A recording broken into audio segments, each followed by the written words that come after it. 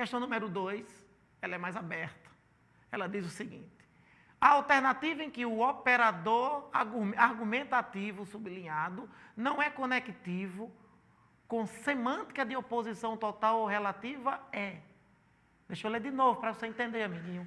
A alternativa em que o operador argumentativo sublinhado não é conectivo com semântica de oposição total ou relativa é. Volta a câmera. Operador argumentativo. O que é isso, hein? Quando você está fazendo uma redação, você muitas vezes vai ter que usar conjunções, também chamadas de conectivos, que já vão adiantar o sentido do que você vai escrever. Como, por exemplo, logo, eu estudo muito. Logo, eu não preciso nem falar do resto, mas logo já dá uma ideia de conclusão de assunto. Logo, passarei no Enem. Hoje eu vou estudar muito quando terminar a aula do professor Ivan. Veja que eu dei uma ideia de tempo, que já está bem forte na conjunção quando. Eu estudo e sou feliz. Olha o i, a conjunção aditiva aí, dando uma ideia de soma. Então, essas conjunções, esses conectivos, eles também são chamados, no âmbito da redação, de operadores argumentativos. Fazem parte do mecanismo de coesão, para deixar seu texto amarrado. A introdução está bem amarradinho com o desenvolvimento, que está bem coladinho com a conclusão. Você quer fazer um texto com coesão? Releia, refaça os seus estudos em cima dos operadores argumentativos. Não é nada demais. É só você aprender algumas palavras, como destarte, possivelmente, com quanto, contudo, porém, embora, não obstante. São palavras que não se usam no dia a dia, mas dentro da redação já dá para o professor ter a noção do que você está falando. E isso amarra o texto. Vamos à questão. Eu quero o conectivo ou conjunção que não tenha ideia de oposição. Vamos à primeira. Não obstante, há um ponto crucial que merece exame crítico. Não obstante, há um ponto crucial que merece exame crítico. Esse não obstante, meu amigo, sabe o que é que ele quer dizer? Olha para mim, traz a câmera. Sabe o que é que ele quer dizer? Não obstante, eu não sou contra com o que você diz, mas aceito e tenho outra sugestão. É mais ou menos isso. Olha, não obstante o que você me disse, eu sugiro que faça assim. O que é que eu quis dizer com não obstante? Não sou contra com o que você fez, mas poderia ser feito assim. Então, você não é contra, mas demonstra uma alternativa melhor. Aí eu pergunto, não obstante, é ou não é uma espécie de oposição? Eu não sou contra, mas algo poderia ser melhor, indica ou não indica uma certa oposição? Porque se não fosse oposição, perfeito, concordo. Bata o prego e vira a ponta. Não é? Então, vocês perceberam que, não obstante, na questão, dá uma olhadinha, ela não é contra, mas também não concorda 100% com o que está sendo feito. A ideia de oposição, sim, está fora. Olha a letra B. Ora, o termo cidadão é polissêmico. Ora, é um operador argumentativo? É. É um operador argumentativo que dá a ideia de quê? De alternação, de ideias alternadas. Ora eu estudo, ora eu me divirto. Ora eu leio, ora durmo. Esse ora, ele dá uma ideia de alternativa, uma ideia de alternação. Você vai se alternando nas ideias. E eu pergunto, ora, o termo cidadão é polissêmico, e se bem que esse ora não está nem alternando ideias, ele está aí no sentido de concluir uma ideia. Veja como o contexto é forte. É como se eu dissesse, espera aí, pronto, ponto final. O termo cidadão é polissêmico. Ora, o termo cidadão é polissêmico. Além dessa ideia de alternação, a palavra ora, esse conectivo, aí está dando a ideia claramente de conclusão. Então, a gente já quer uma que o conectivo não dá ideia de oposição, já podemos deixar um pontinho de quase certeza na letra B. Porque o Enem, olha para mim, preste atenção, o Enem não tem a resposta certa e as outras erradas, não. No Enem tem a certa, a mais certa ainda e a mais certa de todas. Você tem que estar atento. Vamos analisar se existe uma mais certa do que essa. C. Contudo, o que não pode ficar obscurecido. Contudo, nessa frase solta, contudo, dá uma ideia de oposição? Dá ou não dá? Dá. Olha, eu quero que você seja meu amigo. Contudo, a distância. Contudo, está dizendo, peraí, dessa forma. Contudo, é uma espécie de uma oposição relativa. Eu estudo muito, contudo, não aprendo nada. Oposição velada, fechada. Então, contudo, é oposição. Vamos para a alternativa D. Mas, como agente responsável pela criação e administração das coisas públicas, das coisas res públicas.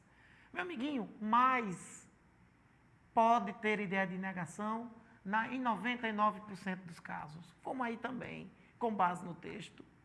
Você vai ver que mais é oposição. Eu estudo muito, mas não aprendo nada. Mais é oposição.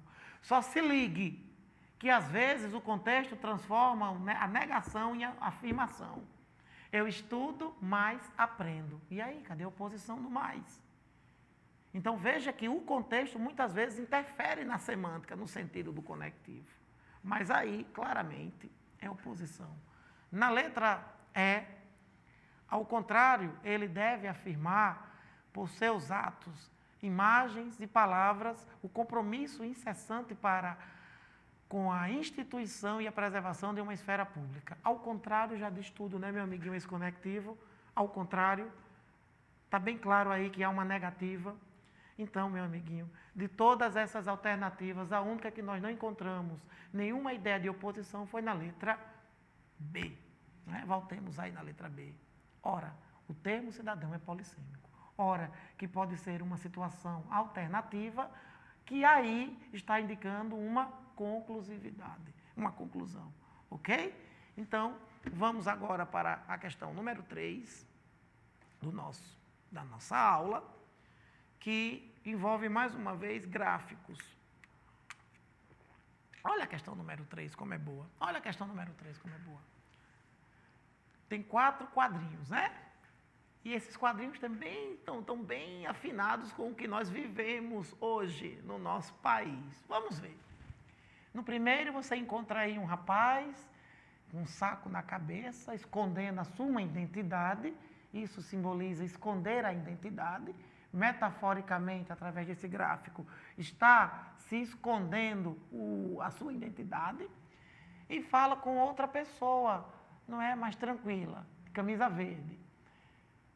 O rapaz que está escondido, disfarçado, ele começa a verbalizar.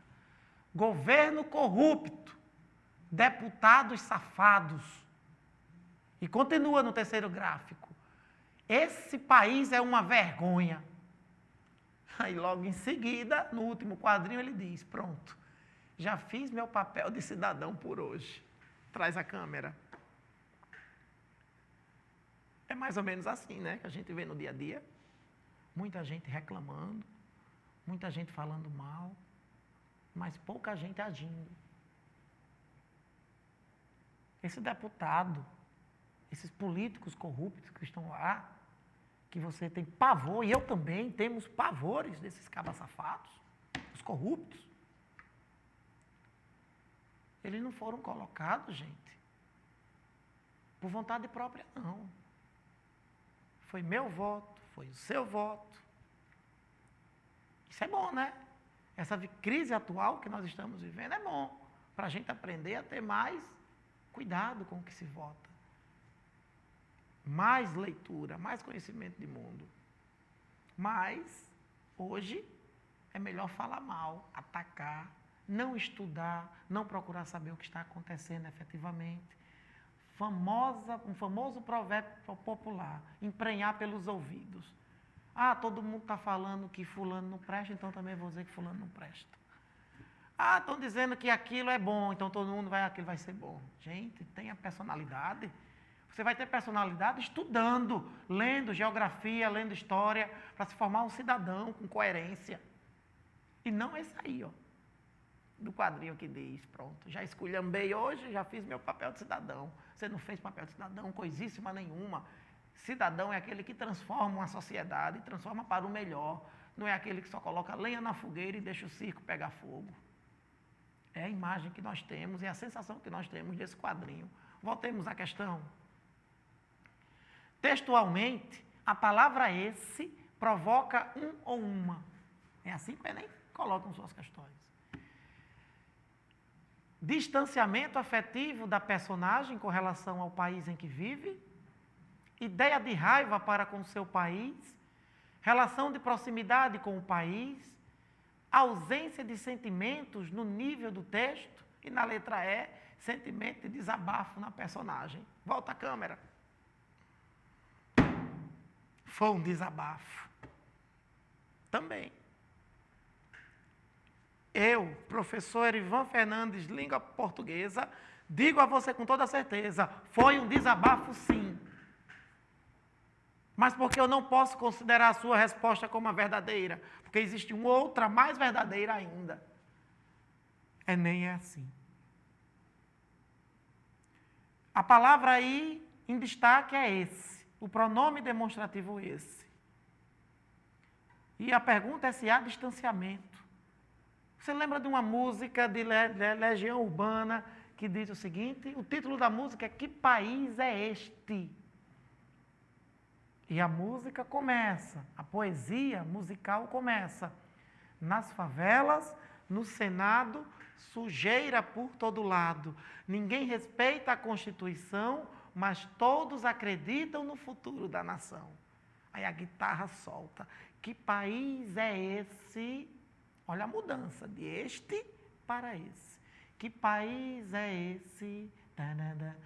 Que país é esse? Amigos, por que Renato Russo colocou no título Que País é Este? E na música Que País é Esse? Nós acabamos de falar ainda nesta aula que pronome demonstrativo pode indicar o quê? Espaço, distância, lembra? Tempo e espaço. Lembra do que eu falei? Este celular, esse seu celular, este meu copo d'água, esse seu caderno. Veja que o pronome demonstrativo indica espaço, proximidade da coisa com o emissor, proximidade com o receptor e, às vezes, a distância dos interlocutores da coisa falada. Quando Renato Russo diz no título Que País é Este? É um país que está próximo dele, proximidade afetiva, emocional. Lógico que ele não está próximo, ele está vivendo dentro do país. Que país é este? É um país que é querido, um país que está pertinho de mim, perto do que eu quero. Mas no decorrer da música, ele começa a dizer, ó, nas favelas, vixe, no Senado, sujeira por todo lado. Existem duas sujeiras aí. Uma sujeira denotativa na favela, falta de saneamento básico, esgoto a céu aberto. Existe uma sujeira conotativa, figurada no Senado, com roubalheiras, com mensalões, com lava-jato, com propinas, enriquecimento ilícito. Sujeira por todo lado. Ninguém respeita a Constituição, mas todos acreditam no futuro da nação. Gente, é muito duro saber que um país vive uma realidade dessa. E nesse momento em que a realidade cai, é que Renato Russo começa a se distanciar efetivamente desse país. Quando ele diz, que país não é este mais não. Que país é esse? Que país é esse? Que país é esse? Então, este, no primeiro momento da música, sintetiza uma proximidade afetiva. No segundo momento, que país é esse? Um distanciamento afetivo. Olha só, gente, que análise. Voltemos à questão. Esse país é uma vergonha. Pronto. Já fiz o meu papel de cidadão por hoje. A pergunta, textualmente, contextualmente. A palavra esse provoca o quê, gente? Provoca o quê? O que está claro na letra A. Um distanciamento afetivo da personagem com relação ao país em que vive. É a questão mais coerente para ser marcada. Portanto, nessa questão número 3, letra certa, letra A. Vamos agora ao intervalo, para o professor aqui molhar a garganta e voltarmos com mais 2 questões bem bonitinhas do Enem para vocês. Valeu? Vamos lá.